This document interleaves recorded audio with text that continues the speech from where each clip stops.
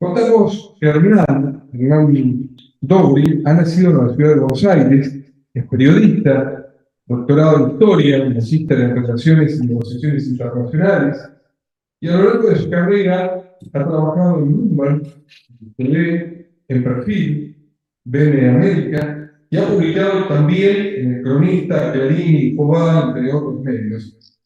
Ha escrito los libros Operación Israel, El rearme argentino durante la dictadura, Los rabinos de Malvinas, la continuidad judía argentina, la guerra del Atlántico Sur y el antisemitismo, los judíos y la dictadura, los desaparecidos, el antisemitismo y la resistencia, ser judío en los años 70, testimonios del horror y la resistencia durante la última dictadura, países riesgosos como interpretar la economía y los mercados financieros. Dos de ellos fueron destacados de interés cultural y de interés para la promoción y defensa de los derechos humanos por la legislatura de la Ciudad de Buenos Aires. En primer término, voy a invitar a escuchar al secretario de la Cámara, el doctor Carlos Obolelli. Bien, buenas tardes.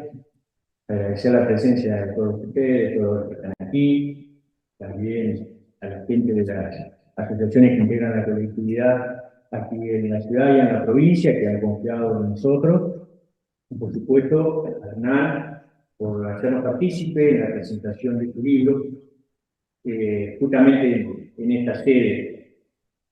Contar brevemente que nosotros hemos establecido como una modalidad, un ritmo de gestión que implica un paradigma, y es entender que esta es la casa del pueblo, y esto de alguna manera significa que sea de puertas abiertas, y esta modalidad que hemos instaurado desde que ha comenzado esta gestión, realmente no va a tener mucha satisfacción. En ese marco, dejarles aquí un saludo muy particular de parte del presidente de la Cámara, el doctor Angustiano, quien fue el receptor de la inquietud que le hicieron ustedes, y no solamente fue el receptor en ese sentido, sino que promovió con mucho interés justamente la declaración de interés de esta obra, de interés legislativo, que, bueno, forma parte ya del instrumento público que así lo hace. Y como le venía diciendo, literatura y diputado es un vehículo que encontramos en el marco reglamentario para poder utilizar y poder promover estas actividades en este entorno. Para nosotros es muy importante, por esa cosa del destino, este Salón de Paso Perdido está enmarcado con los orígenes de la Biblioteca de la Legislatura, como ustedes podrán ver, ejemplares que siempre están ahí, no solamente disponibles, sino expectantes. Y creo que nos dan el mejor entorno para este tipo de actividades y para este ciclo que nos ha dado bastante satisfacción. Darles la bienvenida nuevamente, reiterar el agradecimiento también al cuerpo empleado de la Cámara que se presta para estas actividades que son, digámoslo, continuas en cuanto al horario, y muchas veces se gesta y se realiza en base a su esfuerzo.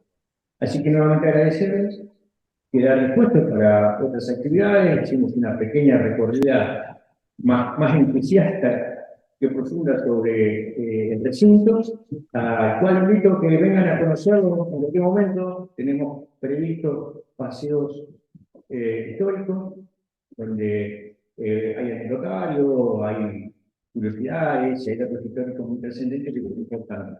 Nuevamente resalto la actividad del personal de la Cámara.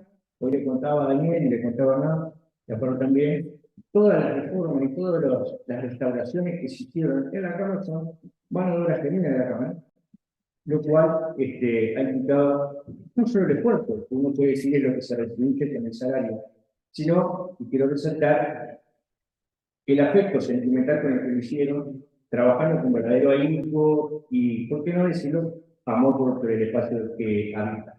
Así que bueno, muchas gracias por venir y sigamos adelante con nuestro ciclo de literatura y diputado.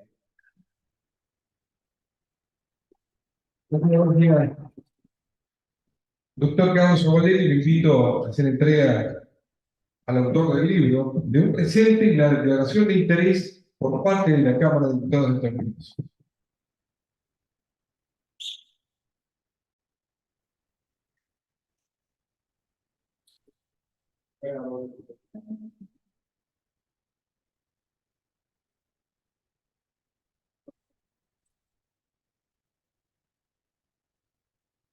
Muchas gracias. Y a continuación, el presidente de la Asociación Israelita de Paraná, Daniel Sofki, que lo acompaña también, el presidente de DAIA, estará entregando un ejemplar de un libro por los 100 años de la Asociación Israelita.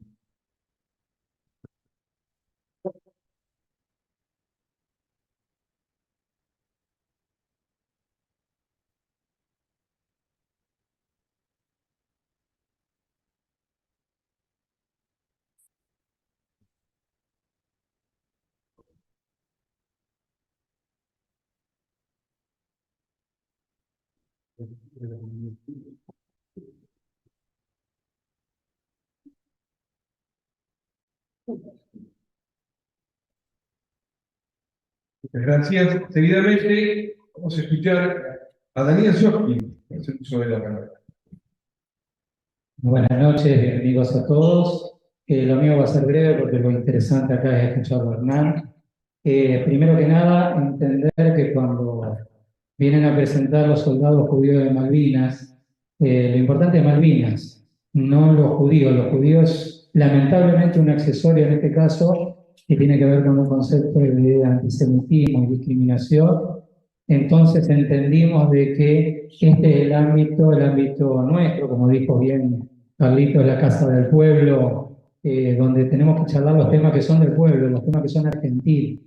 Hemos sufrido mucho lo del tema de la doble lealtad y los soldados que fueron a poner el pecho a las balas, no importa si eran judíos, si eran musulmanes, si eran cristianos, lamentablemente muchos de ellos están enterrados allá en las islas, eran todos argentinos. Y esto es lo que tenemos que entender, por eso mi eterno agradecimiento, bueno, al doctor Ángel Chiano como presidente de la Cámara, también a la gestión de el querido amigo Carlitos Aboldelli, que la verdad ha sido un fenómeno. Desde el primer momento, digamos, avanzamos y le dimos pie a todo lo que soñamos para este evento, sin importar tanto el tema de papelería, que después tuvimos que ir subsanando, como siempre, todo ámbito de gobierno lleva su burocracia que hay que cumplirla, pero en un principio nos brindó este ámbito para que nosotros pudiéramos disponer de la forma que quisiéramos, así que de eso, Carlitos, muchísimas gracias.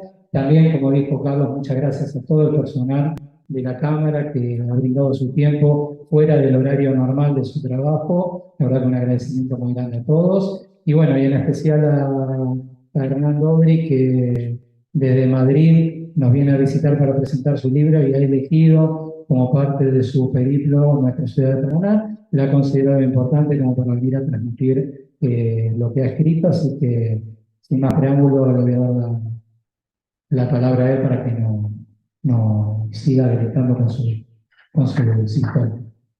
Muchas gracias al presidente de la Asociación Israelita de Origen, como lo anunciara Hernán Dobri, autor del libro.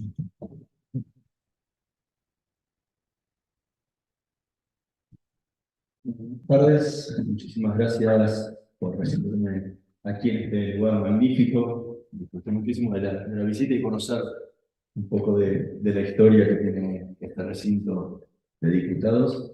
Y creo que qué mejor lugar que un ámbito que tiene que ver con las leyes, ¿no? Con las normas que deben regir a una provincia, a un país, para hablar de un tema tan complejo como es lo que le tocó vivir a los soldados judíos en Malvinas, cosas que han quedado en muchos casos por fuera de la ley. El objetivo que tuvo el libro desde el inicio fue la memoria.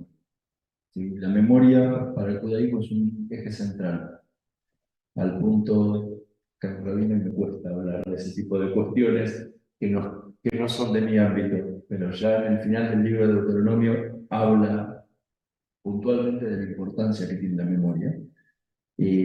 Una de las festividades, en todas las festividades más importantes del judaísmo, hay una ceremonia que es la ceremonia de Yom, la ceremonia de la recordación, o sea, que tiene que ver con la memoria y es un eje central para el judaísmo. Entonces, trabajar sobre la memoria tenía que ver con traer todo lo que habían vivido estos soldados. Pero el problema que me pasa con la memoria en general es que uno se acostumbra muchas veces en el colegio, y a todos nos ha pasado alguna vez, que estudiamos de memoria.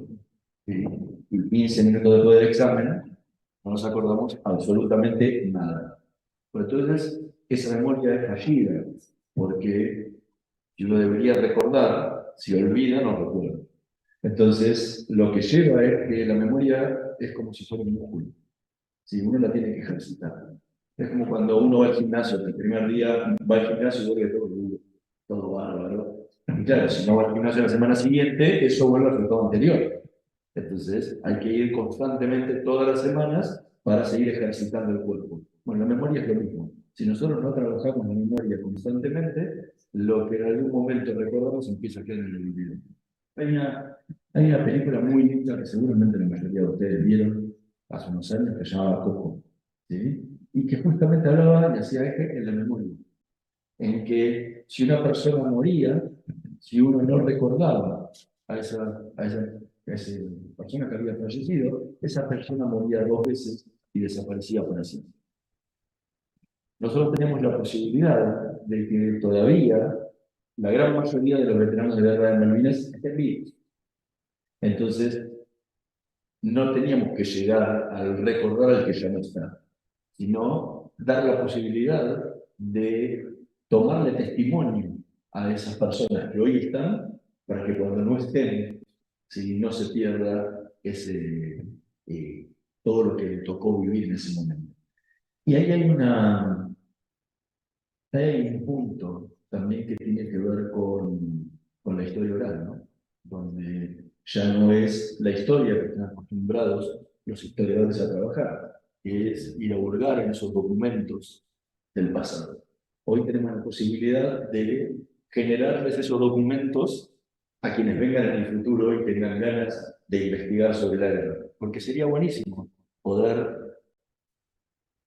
tener esa posibilidad nosotros de las guerras del pasado, ¿sí? Las guerras de la independencia, que siempre tenemos la historia de los próceres, pero la realidad es que en todos los ejércitos había miles de personas que les tocó vivir esas guerras, esas campañas, de las cuales nosotros no sabemos absolutamente nada, ni siquiera sus nombres, porque se han perdido absolutamente todo. Entonces, hoy que tenemos los medios y tenemos la posibilidad de hacer eso, me pareció que era una movida importante. Y además, hay un punto que tiene que ver con eso, es que la guerra la pelean los estados, ¿sí? Pero la combate la gente. ¿Sí? Y una guerra es gente. Y cuesta a veces pensar en buscarle un lugar humano a la guerra, porque no hay nada más inhumano que la guerra, ¿sí? Donde dos personas se enfrentan cara a cara y se tienen que matar, porque el que sobrevive es el que sigue adelante, el otro queda en el camino derrotado.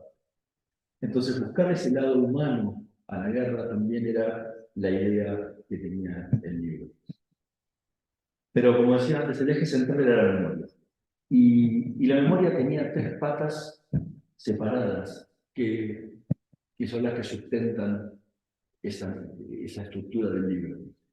La primera era la memoria comunitaria, ¿sí? Para que dentro de 30, 40, 50 años, cuando la gran mayoría de los veteranos de la guerra de Malvinas, que hoy tienen 60, 61 años, ya no estén, nuestra comunidad, la comunidad judía, sepa qué es lo que pasó y sepa que hubo soldados judíos que combatieron en la guerra, ¿sí? Es terrible cómo como comunidad vamos perdiendo la historia y lo que pasó en nuestra propia comunidad año tras año, porque no hablamos de la importancia de guardar documentación y recuerdos sobre esos tiempos. Doy un caso, el libro histórico de Daya, que cumple los 70 años de Daya, salta del 78 al 83. Para nuestra comunidad, para nuestra institución central, no existe la guerra de Malvinas. Algo que es terriblemente doloroso, porque fue la propia institución la que envió 5 rabinos a prestar asistencia espiritual durante la guerra. un hecho histórico para la Argentina, porque es la primera y única vez en la historia del país que hubo un capellán de una religión que no fuera la católica en las Fuerzas Armadas. Hasta el día de pleno 2023, todavía los únicos que tienen autorización oficial para prestar asistencia espiritual en las Fuerzas Armadas es la Iglesia Católica. Incluso tiene un obispado que es el obispado de Francia. Pero ninguna otra fe puede hacerlo. Hoy que vivimos en pleno uso democrático y de pluralidad, eso no ha cambiado hasta el día de hoy. Bueno, eso ocurrió en medio de la Guerra de Malvinas, en 1982, y nuestra comunidad, hasta que salió el libro del Rabino Malvinas, no sabía, o sea, lo sabían algunos que lo habían vivido, pero se había olvidado. Entonces, no podemos permitir que eso ocurra, o por lo menos tenemos que ir trabajando lentamente para que todas estas pequeñas historias chiquititas se vayan sumando y que en las ediciones futuras de los libros y compañía ya empiecen a formar parte de nuestra historia. La segunda tenía que ver con la sociedad argentina en general. Como decía también recién, todavía dentro de la comunidad judía uno tiene que estar dando explicaciones sobre las acusaciones de doble lealtad. ¿Sí? Si vos sos judío no sos argentino. O tenemos algunos energúmenos todavía, como el cantante Yorio, que dice tranquilamente en entrevistas que si vos sos judío no puedes cantar el himno. Entonces, todavía tenemos que soportar esas cosas que uno pensaría que quedaron en el pasado hace muchísimo tiempo, pero pasa. Entonces, que este libro le pueda servir como argumento a alguno que le quiera responder a ello, para mostrarle que en el momento en el que la situación fue de lo más crítica, tuvo que ir literalmente a poner el pecho a las balas. ¿Sí? Los judíos fueron de la misma forma que cualquier otro, porque la realidad es que no habría ni que aclararlo, porque no es que fueron los judíos igual que cualquier otro, fueron un grupo de argentinos igual que fueron los otros grupos de argentinos que son todos argentinos. ¿Sí? Y a nadie le preguntaban cuando lo subían al avión que lo llevaba a Malvinas, ¿qué religión profesas? ¿Sos católico, sos musulmán, sos evangelista, sos testigo de Jehová, sos judío, sos agnóstico, sos ateo? Nadie le preguntaba nada. Metían a los soldados arriba del avión y los llevaban a Malvinas, no importaba quién fueran, cómo fueran y por qué fueran. Entonces, todavía para esa gente está bueno mostrarles si uno podría hablar del punto más alto de patriotismo que tenemos en el siglo XX en Argentina, fue la guerra de Malvinas, y lo que tuvieron que luchar por la patria en serio en ese momento. Bueno, hubo un grupo de 47 judíos que fueron a combatir en la guerra. Y el tercero es la memoria familiar, que uno podría decir que es el más naíf de todos. Porque todos acá, de una forma u otra, tenemos un pariente que vino a Europa en algún momento. Y los hijos de ese pariente que llegó de Europa saben de su padre y que venía de tal lugar, o que le tocó combatir en la guerra civil, o que le tocó la guerra civil española, o que le tocó combatir la Primera Guerra Mundial, o pasó la Primera Guerra Mundial, o pasó la Segunda Guerra Mundial, los sobrevivientes de la Shoah. Depende de cada uno, de cada experiencia que le tocó, o del hambre, o de lo que fue. El nieto conoce algunas cosas. El nieto no sabe cómo yo el abuelo, dice, bueno, es así. Y si seguimos para adelante, por ahí no saben ni siquiera el apellido que tenía lo que se fue cambiando de la familia. Entonces, el libro era una oportunidad de que los soldados pudieran contarle bien a sus generaciones futuras y tuvieran en su casa un testimonio propio de lo que habían tenido que vivir durante la guerra de Malvinas. Para que cuando quisieran hablar, porque el bisabuelo venía en la religión, no sabían ni qué guerra peleó, si Malvinas, la guerra del Golfo, no encontraron ni siquiera porque ni se acuerdan. Y dijeron, bueno, mira, acá está, el abuelo dice, y lo puedan leer de su propia voz como si se lo estuviera contando en su propia casa. Y esto que parece un poco naif, es muy fuerte, porque hay algunos de los testimonios que salen del libro de gente que nunca le pudo contar a su familia lo que habían vivido. Lo estaban contando ahí y su familia hoy se está enterando de lo que vivió su tío, primo, sobrino, abuelo, lo que fuere, por las páginas del libro. Porque o no pudo, o no sabía cómo, o no se dio la oportunidad, o lo que fuere, no se lo pudo contar a su gente. Entonces, quizá encontró confianza en alguien al que no conoce y para poder narrar esas historias. O también pasan casos de gente que cuando uno cuenta una historia, lo cuenta de una forma determinada.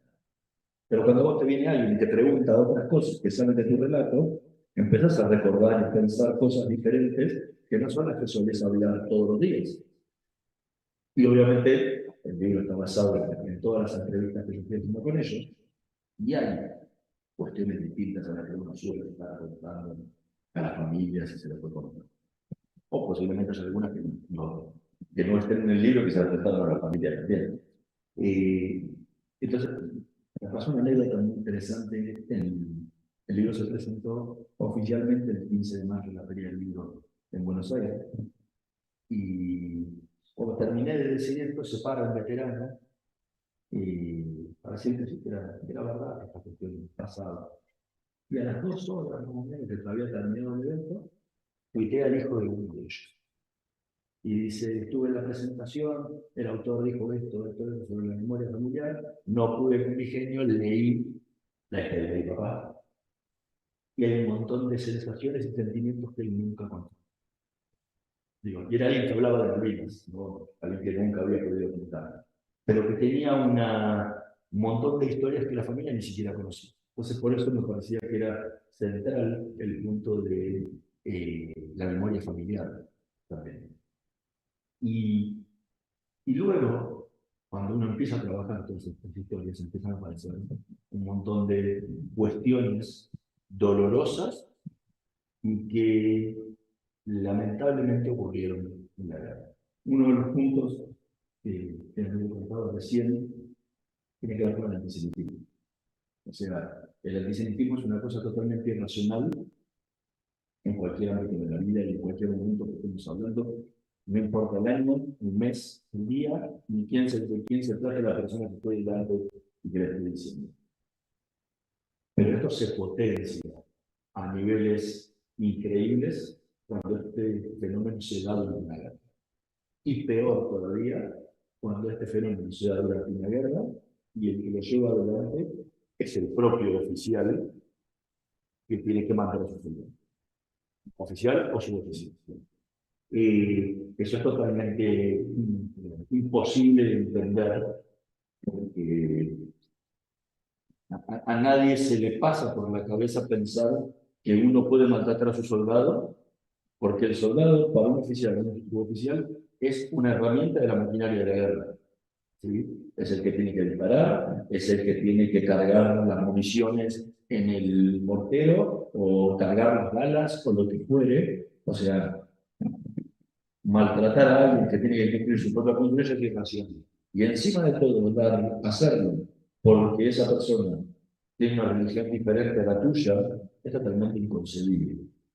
Pero eso se dio también. Me gusta aclarar dos cosas. No fueron ni todos los oficiales y suboficiales del ejército, en su gran mayoría, un grupo minúsculo, en su gran mayoría, los oficiales y oficiales del ejército argentino combatieron con total bravura, con todo el profesionalismo que tenían, con los equipamientos que tenían, que no siempre eran los mejores, pero eran los que había. Y esto es reconocido por los propios británicos sobre lo que fueron los enfrentamientos, tanto de las fuerzas de aire como de las fuerzas de tierra, combate marítimo.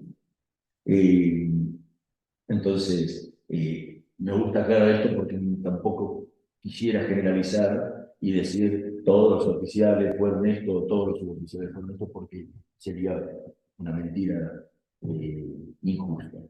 Pero lo que no quiere decir es que esto no haya ocurrido. Y lamentablemente hay gente que esto no le interesa para él. Hay gente que todavía, al día de hoy, cree que Malvinas es la última gran vaca sagrada que hay en el país, de la cual no se puede decir nada que no sea bueno. Y la realidad es que no es la guerra lo que es, ya no es lo que nos gustaría que fuera. A todos nos gustaría que fuera diferente, e incluso a todos nos gustaría que no hubiera guerra, ¿sí? Que sería lo perfecto. Pero la guerra está, y la guerra está llena de miserias, como la vida está llena de miserias. Y la guerra no es otra cosa que la vida de un conjunto de gente trasladada a un campo de batalla. Entonces, estas cosas pasan, y lamentablemente cuando uno empieza a contar estas cuestiones en muchísimos sectores que se sienten agraviados, insultados, y empiezan a contestar con una violencia increíble. Apenas salió el libro, que fue en abril, me hicieron una entrevista en Diario La Nación de Buenos Aires y tuvo 800 comentarios. El 80% de esos comentarios a uno lo remiten a un túnel del tiempo que creía que esas cuestiones ya no existían. O sea, el nivel de virulencia antisemita que hay en esos comentarios es inaudito.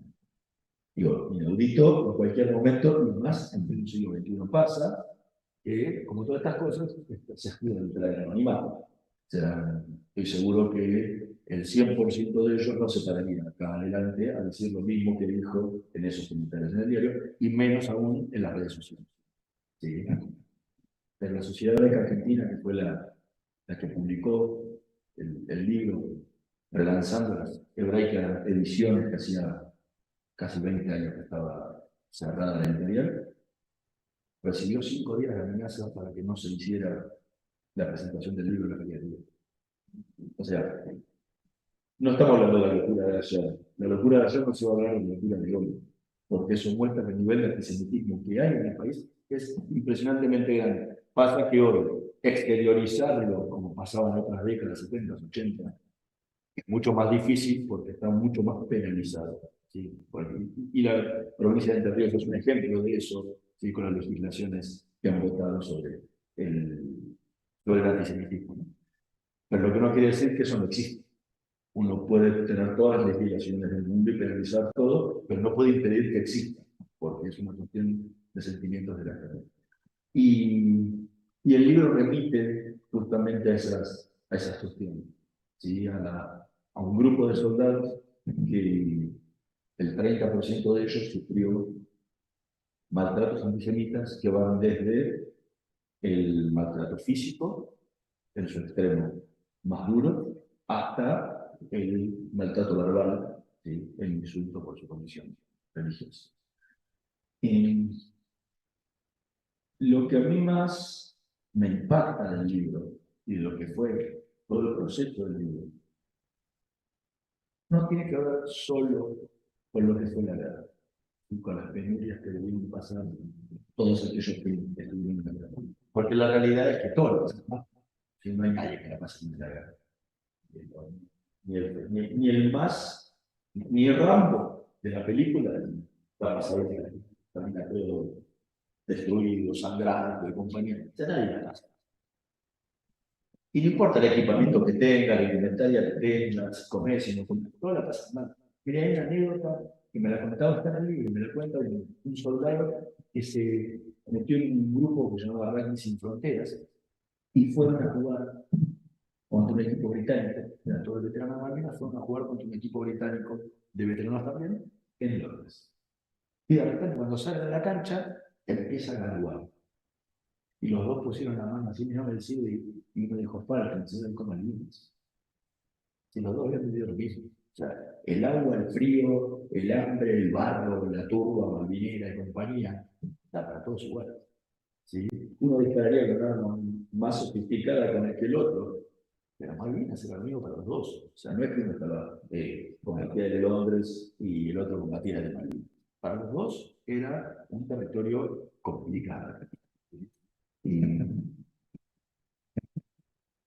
Pero lo que a mí más me llama la atención, que más dolor me produce, son los 41 años posteriores, ¿sí? Lo que fue la posguerra. ¿Sí? Y por momentos es lo más doloroso del libro. O sea, y miren que en la guerra se pasaron muchas cuestiones terribles. Pero lo que vino después es terrible porque se podría haber evitado.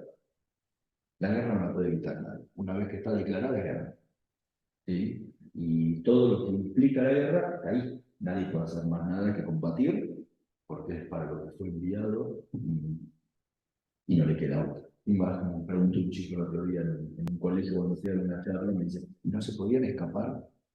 Y lamentablemente no era una cárcel, porque es una isla. Un poco así, ¿no? Pero tú vas en una isla, y en la isla no te podés escapar porque lo único que hay alrededor es agua y muy fría. Por lo cual no tenés forma de huir. Estabas en la guerra y tenías que estar en la guerra. Pero ya no podías desertar de la fuerza. Tenías que estar ahí. Pero la posguerra sí. Porque la posguerra la podíamos, o sea, la posguerra no la puedes evitar nunca, lo que puedes evitar es cómo pasa la gente en la posguerra. Y el gran problema de esa posguerra es que habla de nosotros. ¿Sí? Porque los que podríamos haber evitado esa posguerra somos todos nosotros, como sociedad. ¿Sí? Como sociedad, como comunidad judía, aparte, la podríamos haber evitado. Y, y eso es lo terrible de veces que tiene Malvinas y lo terrible que fue lo que les pasó, especialmente los primeros 20 años después de terminada la guerra, ¿no? Que el abandono, el desinterés a los que fueron sometidos los soldados por parte de las instituciones nacionales, provinciales, de las diferentes localidades y por la sociedad en general, llevó a situaciones muy extremas, al punto que hoy, al día de hoy, hay más veteranos de guerra de Malvinas muertos por suicidio que la cantidad que murió en tanto en el campo de batalla de las islas como en el crucero general de guerra. Y eso es terrible. O sea, es algo totalmente terrible. Y ahí es donde nos tenemos que hacer un poco cargo nosotros. Y lamentablemente, cuando uno habla de Malvinas y de la posguerra de Malvinas, implica pararse delante de un espejo que te va a devolver feo. ¿Sí? Uno, ¿se acuerdan de la película? La Bella Durmiente, ¿no?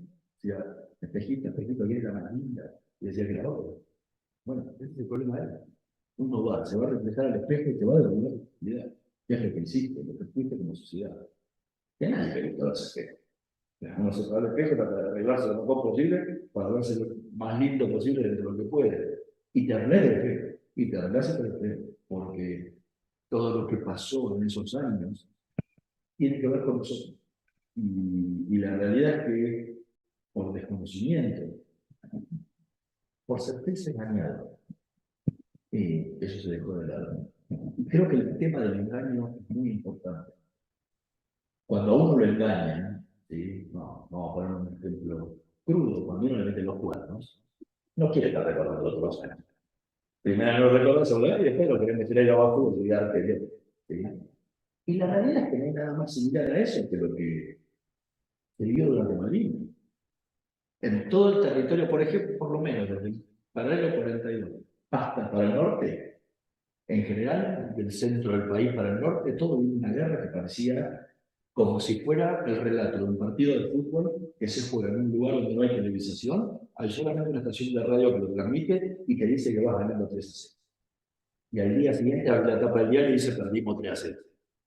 Y él te queda parado así. ¿Qué pasó? Alguien me mintió. Porque yo estaba eufórico que había ganado, estaba feliz, había salido a festejar y compañía, y la realidad es que había perdido. Y muchísimos acá se acordarán lo que fue la prensa en ese momento. ¿sí? Estamos ganando la guerra, le hundimos los barquitos, le bajamos 2 aviones, somos los que venga el Principito, todo como loco, y de repente el rey estaba desnudo. Bajó el agua y nos dimos cuenta que no habíamos, no sé, habíamos hundido barco, habíamos bajado aviones, me contaría que la guerra habíamos perdido. Entonces, ese desengaño es muy fuerte. Y poder aceptar eso es sentirse que uno no tuvo la capacidad de darse cuenta de que eso estaba pasando, adelante de los propios ojos. O por lo menos fue muy poco lo que se dieron cuenta de lo que era esa realidad. En general, la gente había salido a Plaza de Mayo, a Victoriana Galtieri y compañía, como si estuviéramos ante al gran salvador de la patria, y la realidad era la otra. Y se vivía todos los días. Y ellos la vivían ahí porque recibían la prensa argentina, pero también algunos llevaban pequeñas radios y escuchaban Radio Colonia. Y escuchaban Radio Colonia y Radio de Buenos Aires, o de Patagonia, y escuchaban si lo pará. Acá hay dos guerras diferentes y miraban arriba y decían, esto no está pasando acá. O sea, acá no estamos ganando nada, la situación es diferente. Pero del otro lado eso no pasaba. Entonces, ¿qué fue lo mejor que se podía haber hecho cuando uno se siente engañado? Responder el engaño. ¿Y quiénes fueron los que pagaron los platos rotos por ese engaño? Los soldados. Que es la parte más débil del sistema. Porque los oficiales y suboficiales tenían una estructura que mejor o peor los respaldaba. Con sus propias obras sociales, con sus propias cuestiones. Tenían toda una estructura. Pero los soldados no tenían a nadie. O sea, si no tenían una familia que los pudieran ayudar, iban a buena Dios. Había muchísimos soldados que volvieron a sus provincias y a trabajar allá. Derecho, nadie preguntó cómo la pasaste, necesitas ayuda psicológica, psiquiátrica, lo que fuera. Ahí, a la buena de Dios, cuidarte como puedas y aguantarte los problemas como puedas. Entonces, todas esas cuestiones, digo, son terriblemente dolorosas. Y cada uno lo relata porque cada uno vivió la guerra a su manera. El libro tiene 39 capítulos porque son 39 historias. Y cada uno vivió una guerra totalmente diferente a la de otro. Sentados en el mismo pozo de zorro, en el mismo lugar. 2 personas vivieron una guerra totalmente distinta. En la Feria del Libro pasó esto, que se pararon los veteranos y dice, el día de la rendición, estábamos un compañero y yo parados en la puerta del correo en Puerto Argentino, mirando los cerros, cómo venían bajando los ingleses victoriosos en las últimas batallas, camino a Puerto Argentino, que era ya la entrada al pueblo. Y si yo dije, nos salvamos. Y mi compañero de al lado dijo, hermano. Un pequeñito ejemplo de 2 personas en el mismo lugar, en la misma situación, viendo lo mismo, cómo reaccionan de formas diferentes. Bueno, pueden imaginarse que cada uno de estos 39 vivió cosas diferentes en la guerra y en la guerra. Y tuvieron apoyos diferentes en la guerra y en la guerra. Y también, pero la única cosa que sufrieron todos en conjunto fue el abandono. El abandono. ¿Sí? Nadie institucionalmente de la sociedad argentina, ni desde la comunidad judía, les dio una mano para nada. Y lo que me pasaba como comunidad, que yo trabajo, la mayoría de mis libros han sido sobre temáticas que tienen que ver con la comunidad judía, es una de las comunidades que más se movilizó durante la guerra, o que más cosas consiguió. Porque conseguir que 5 rabinos fueran enviados a prestar asistencia espiritual, lamentablemente no llegaba, pero estuvieron en la Patagonia prestos para cruzar. Fue lo que no consiguió nadie. Todos como comunidades agarramos y juntamos dinero, muchas mujeres iban a tejer pulóveres o bufandas que se enviaban, juntábamos chocolates, escribíamos cartitas y todas las que se les ocurran, le entregaban joyas para juntar fondos y compañía. Lamentablemente después habíamos terminado la mayoría de esas cosas, pero no viene al caso. O sea, el esfuerzo y el interés de la sociedad y de la propia comunidad fue inmensamente grande. El 15 de junio se terminó. Entonces, que ningún líder comunitario que tanto se había preocupado por prestarle asistencia a los que estaban necesitándolo en ese momento, al día siguiente se preguntara, che, estos volvieron de la guerra, ¿necesitarán algo? ¿Sí habrá alguno que necesite alguna cosa? ¿Qué podemos hacer por ello? ¿Qué es lo que uno espera de una comunidad? De cualquier comunidad. ¿Sí? No importa la religión ni la comunidad que sea. Uno espera que justamente la comunidad sea un ámbito de contención de la gente. Nadie se preguntó en ese momento. Luego fueron pasando los años, fueron pasando los directivos, y durante todos los años también me llamó la atención que nadie del 2 de abril dijera, che, ahora debe haber un soldado judío en Malvinas. Digo, porque el 2 de abril como que entramos en formato Malvinas. ¿Sí? En los otros 364 días del año, Malvinas no existe. ¿Sí? Existe, pero y por ahí en un momento de 14 de octubre. Y a veces se explica de mayo, para los que están un poquito más metidos en el tema, ¿no? Pero eso no pasó. Y fueron pasando los años, pasando los años, pasando los años. La realidad es que el olvido fue tapando con su polvo, ¿sí? a todos los veteranos y sus necesidades.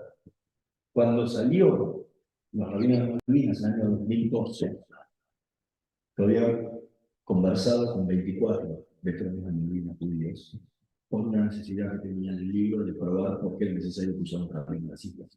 ¿Sí? Tenían frío, tenían hambre, necesitaban armamento. Digo, qué sé yo, cuánto pesan los rabinos, 90 kilos, 80 kilos. Digo, no es mejor 80 kilos de comida, 80 kilos de armas, o 80 kilos de abrigo, que mandar a un rabino. Digo, el único que me podía contestar eso era que estaba en la guerra. Y los que estaban en la guerra, todos me decían, sí, hubiera sido impresionante que cruzara, porque hubiera podido hablar con alguien primero fuera del ejército y un montón de cuestiones. Pero para eso necesité una muestra significativa, no total, sino un grupo que me pudiera decir esas necesidades. Y eran 24. Y la gente más preguntas que yo le hacía allá por 2008, 2009, cuando hice la investigación, era ¿qué hizo por vos la comunidad judía en todos estos años? La respuesta fue nada. Habían pasado casi 24 años. 24. No, 26, 26, 27 años. Y la pregunta siguiente es, ok, eso pasó, no lo podemos remediar, ¿sí? No podemos arreglar el pasado. Por más que uno pida perdón por lo que no se hizo en el pasado, eso no repara el pasado. O sea, y aparte de la persona la que está haciendo hoy la misma del pasado, con lo cual hablo de institución, pero no de la gente. Y la segunda era, ¿qué te gustaría que hiciera hoy la comunidad por vos? ¿Qué necesitas que hiciera? ¿Sabes lo que me respondería? Un abrazo. Eso es lo que veo. Un abrazo. Hoy, después de mucha lucha, ¿sí? que tuvieron los veteranos de la guerra de Malvinas, la cuestión económica está zanjada, ¿sí? De asistencia social, muchísimas cuestiones que tienen resueltas ya los veteranos de la guerra de Malvinas, que los primeros 20 años ni siquiera tenían eso, porque no le pagaban ni pensión, no le daban absolutamente nada. E incluso cuando iban a protestar en Plaza de Mayo, volvían a la policía. El, Solamente para los soldados, los son militares, bueno, los militares, yo no estoy hablando de la parte de que cobran como veteranos de la guerra de Malvinas, sino por una cosa es la pensión como militar, que eso es otra por ley, porque eso forma parte de tu salario y de tu jubilación, que sería cuando lo pasan a ti. Claro. No, el soldado es soldado, y esto es un tema que tiene que ver con algo totalmente distinto, que no tiene que ver con la profesión, sino con el evento especial que se llama Guerra de Malvinas. Así que ahí están involucrados todos, oficiales, oficiales, civiles y soldados. Hasta el día de hoy no, que yo sé. Pero el gran problema que pasa en es ¿qué hacemos? Y lamentablemente nadie de las instituciones se quiso hacer eco de ese pedido de un abrazo. Y le han ido a golpear las puertas a asociaciones de compañía y nadie le quiso dar ese abrazo. Hasta que El primer abrazo fuerte que recibieron fue, me acuerdo, el 28 de marzo de 2002. Y había hablado de esto con el rabino Dani Goldman en la comunidad Betel de Buenos Aires, y él me dijo, hagamos nosotros, si nadie quiere dar un abrazo, lo vamos a hacer. Y los invitaron a una ceremonia de Shabbat un viernes, si no me equivoco, fue viernes 28 de marzo, y a punto de cumplirse 30 años de la guerra. Y los convocaron para la ceremonia. Estaban todos sentaditos así con 3 años. Y había 2 chicas que estaban haciendo su bat mitzvah y había dos marijinos con ellos. Y les hicieron todo, la prédica de la ceremonia fue todo sobre el tema de la memoria y el olvido, ¿sí? Y obviamente el olvido como norma en general, pero el olvido después que se habían sometido a los veteranos de la guerra de Malvinas. Y termina diciendo, bueno, pero ellos están acá. Y empieza a llamarle a uno y se van parando en medio de la gente, sin que uno supiera que el que está al lado del sentado es el veterano de la guerra de Malvinas.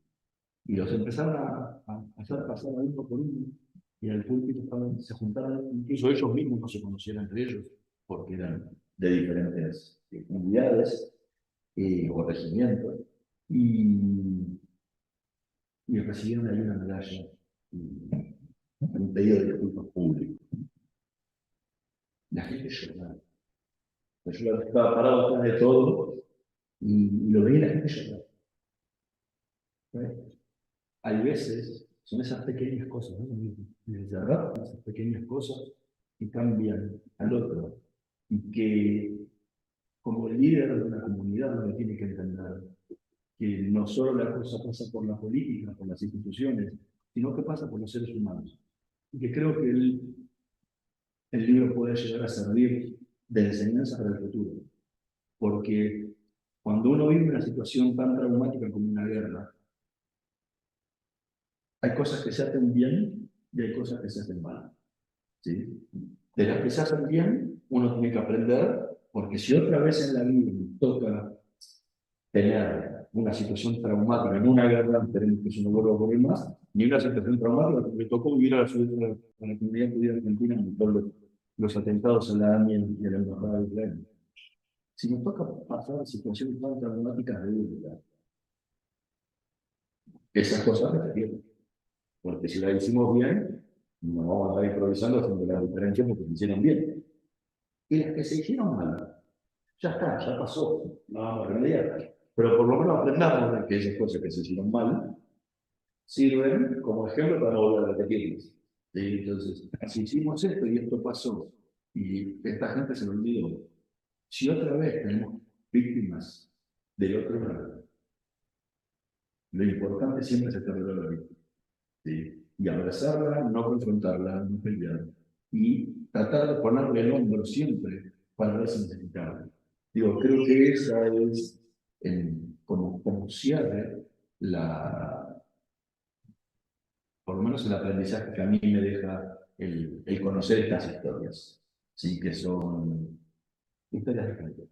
Nada más que eso, que le tocó vivir una situación única en Argentina, traumática para la sociedad en general y terriblemente dolorosa para ellos, porque es como una obra de construcción. Uno sabe siempre cuando empieza, pero no cuando termina. Y la guerra es exactamente igual.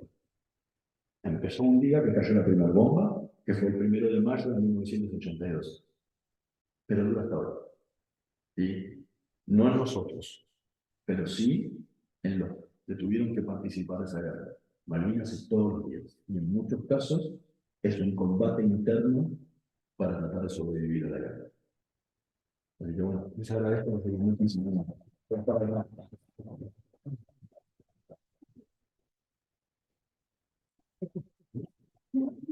Si alguno quiere hacer alguna pregunta. Te hago, si querés, me han llegado mensajes Muy bien. de la gente, de la gente que lo está mirando online. Muchas de las preguntas que me pasaron no están contestadas porque seguís hablando, pero una sola de un amigo de Miami que me pregunta, cuando vos hablas de gente que no quería que el libro salga, si vos hablas de nombres propios en el libro, y esa es la razón, o de gente que desconoce o desconocía cuál era el contenido del libro.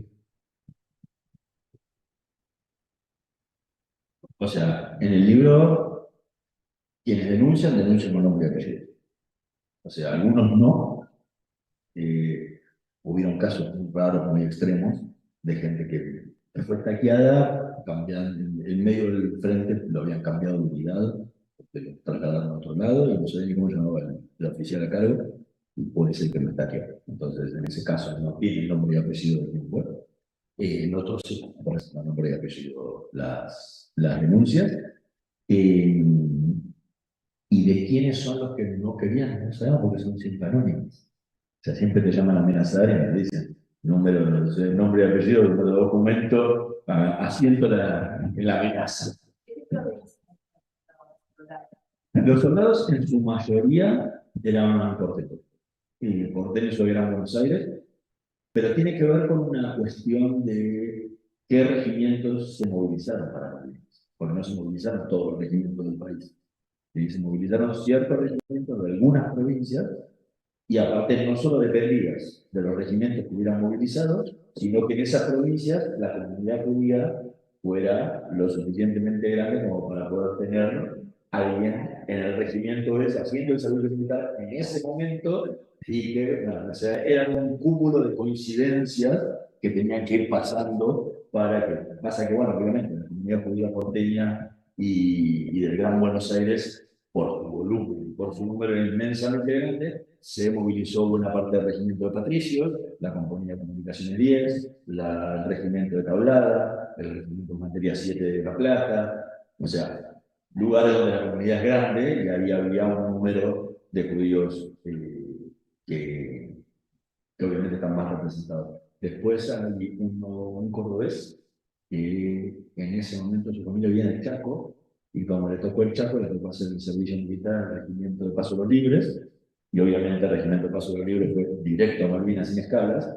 Entonces a él le tocó, siendo cordobés, que si hubiera vivido en Córdoba, no hubiera en Malvinas, porque en Córdoba hubo un poco de regimientos que fueron, pero sí había un porteño que estaba haciendo, había elegido ser paracaidista y en el servicio militar, y estaba en la agrupación de la transportada 4, creo que era, de Córdoba, que es así que movilizaba. O sea, el porteño que vivía en Córdoba, que fue trasladado a Córdoba, si por ahí se hubiera quedado en Buenos Aires, también lo hubiera ido, pero le tocó a ir por eso. Pero en general, en su mayoría son así, y después hay una entidad armada, algunos, que son de Bahía Blanca, y del sur de la provincia de Buenos Aires.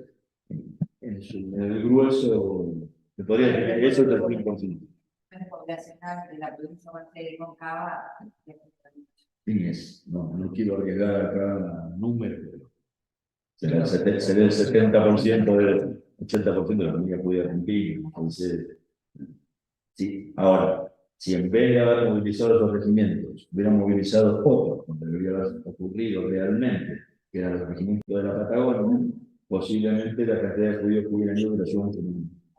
Porque en su mayoría, y encima hubieran sido porteños, en una mayoría porque los regimientos de la Patagonia los cubrían con los excedentes, lo que le faltaba los cubrían con los distritos más poblados. Entonces le hubieran mandado muchísimos porteños, que eran los que hacían el servicio militar en la Patagonia, y también lo hubieran cursado. Pero bueno, si hubiera habido, no sé, por decir alguna cosa, hubieran movilizado los regimientos de La Pampa, Río Negro, Neuquén, Chubut, no sé si todavía mucho, pero tocó, o sea, tocó así, y no hay una explicación tampoco muy clara de por qué tocó así, y, y eso llegó. Y no hay más, porque, por ejemplo, buena parte de los regimientos que se movilizaron en el Corriente, en el Chaco, de Formosa, donde la comunidad judía es muy. Entonces, no se vio en ese momento que hubieran casos de esa problema. Me llegó una última, si ya redondeamos por el tema de horario, es que es para vos y para tu entrevistado, ¿cómo es el asunto del retorno a Malvinas después de la guerra? Si los soldados realmente querían o no, y si vos has tenido la oportunidad o tendrás la oportunidad de visitar Malvinas. Esa es la última pregunta. Está bueno. Cuando yo no digo la última pregunta, yo les hacía a todos. ¿te gustaría volver a Malvinas? Hacía todas las entrevistas, era, bueno, hablamos de la guerra, hablamos de la posguerra, ok, ¿volverías a Malvinas? Algunos ya volvieron, hay casos de muchísimos veteranos que ya volvieron, y muchos viajes, muchas veces entre los veteranos, algunas localidades que promueven mucho el retorno de los veteranos a Malvinas. Hay épocas que fue más fácil, hay épocas que son más difíciles. La gran mayoría, bueno, los que fueron obviamente han vuelto. Muchos me dijeron, me encantaría volver. Algunos tenían un viaje planificado para la época de la pandemia y se postergaron y no lo lograron concretar todavía. Y muy poquitos casos me dijeron, mi loco. Dice, ya está, ya, no tengo más nada que hacer en ese lugar. La mayoría de los que me decían que querían volver era en general era para hacer música. O sea, decir, estuve acá con lo peor, quiero ver esto con lo mejor y tratar de dejar esta mochila de piedras que me traje de las islas hace 41 años y dejarlas acá de vuelta porque son de acá. Y entonces digo, ese es el caso. Y en el caso mío, me encantaría. Pero no se dio, no me tocó como periodista ir a cubrir nunca, ni siquiera aniversarios o lo que fuera que se hace muchas veces. Y me encantaría poder ir, pero cada vez lo veo más lejos. Digo, sí, porque vivo en España, yo lo veo mucho más lejos que estaba de Buenos Aires. No, yo iba a decir que por experiencia propia, por ignorancia, después por supuesto que lo requerimos, pero invito a los que no me llevan los peregrinos de Malvinas que lo vean, porque de ahí aprendí a algunas cosas. Bueno, ese es lo que dije, el segundo objetivo, es darle al que quiera contestarles, que contestarle con argumentos, porque con argumentos aquí, porque uno puede decir, hablar de argumentos teóricos del antisemitismo como problema, y un montón de cuestiones, pero acá tenés argumentos teóricos bien prácticos. Ahí tenés documentos para decir, mira, ¿querés que te lea? Agarra, vení, escuchar. Y escucharlo a él. Ah, no, decir, no, pero eso es mismo, escucharlo al otro. Todo bien. Entonces, eso ojalá pueda servir a la gente para decirle, esto pasó, entonces no, tratar de terminar con esas cuestiones de la doble lealtad o del judío cobarde y todas esas cuestiones que lamentablemente andan dando vueltas siempre por el mediario social de la gente. Exactamente. Entonces, si sirve, me sentiré totalmente orgulloso de haber podido contribuir con un granito de arena a esa lucha, ¿no? Que es eterna. Muchas gracias. Muchas gracias, Fernando López, el ministro de Tecnología, en la presentación de los soldados judíos de Malvinas. A todos ustedes, muchas gracias por estar. Y de esta manera, una vez finalizado esta presentación del ciclo denominado Literatura y Diputados, agradecemos la presencia de todos y todos. Y hasta aquí transmitió la radio de diputados y TV de diputados y la red de radio pública. Muchas gracias. Gracias. Antes de irnos, bueno, creo que hay un... Sí, él quiere hacer una entrega de unos ejemplares. Específicamente para la profesora de